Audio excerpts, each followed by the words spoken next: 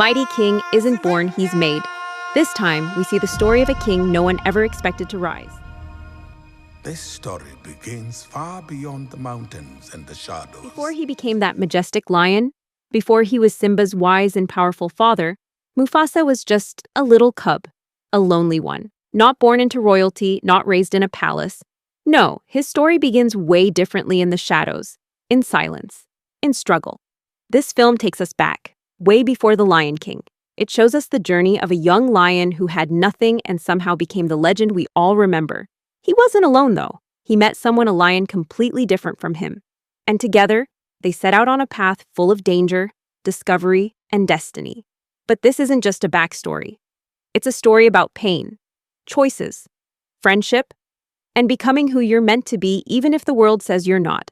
It's about finding your voice, when everything's trying to silence it. About strength, not the roar, but what it takes to earn it. Mufasa. The Lion King isn't just how a king was made. It's how a legend was born from fear, from hope, and from the fire within. Okay, so let's be real. From the very first scene, you can tell this version of Mufasa. The Lion King hits different. The visuals, they're stunning. Like, you kind of just want to sit there and stare. The sunlight, the heat waves, the dust rising from under the lion's paws.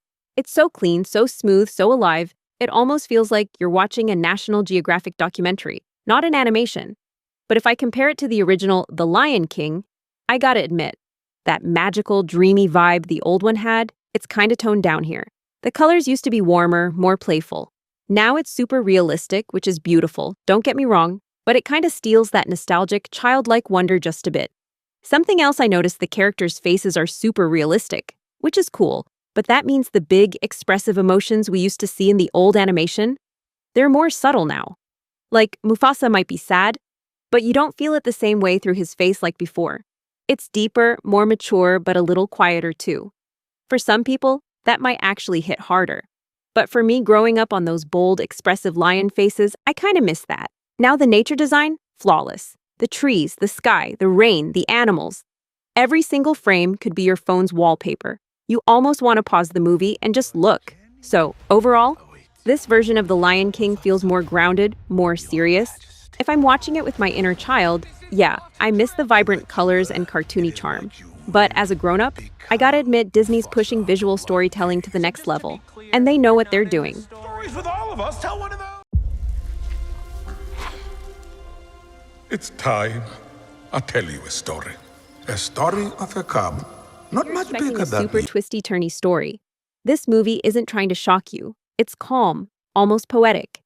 It takes its time, and instead of throwing crazy drama at you, it slowly pulls you into the emotional world of Mufasa.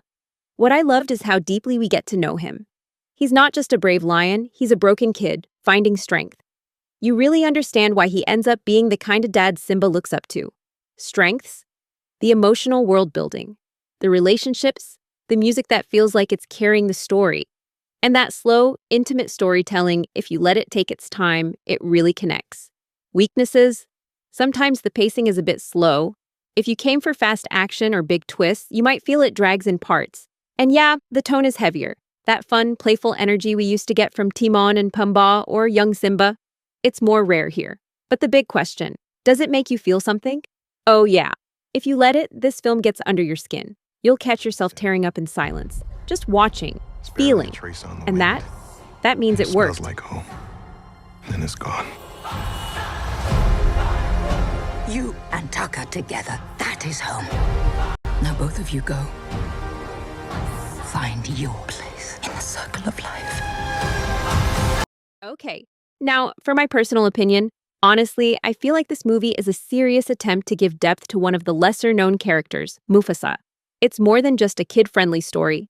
It's a deeper look into a character that's always been seen as the strong, caring father. But it still doesn't have the magic of the classic version. That nostalgic feel, those iconic songs we can never forget.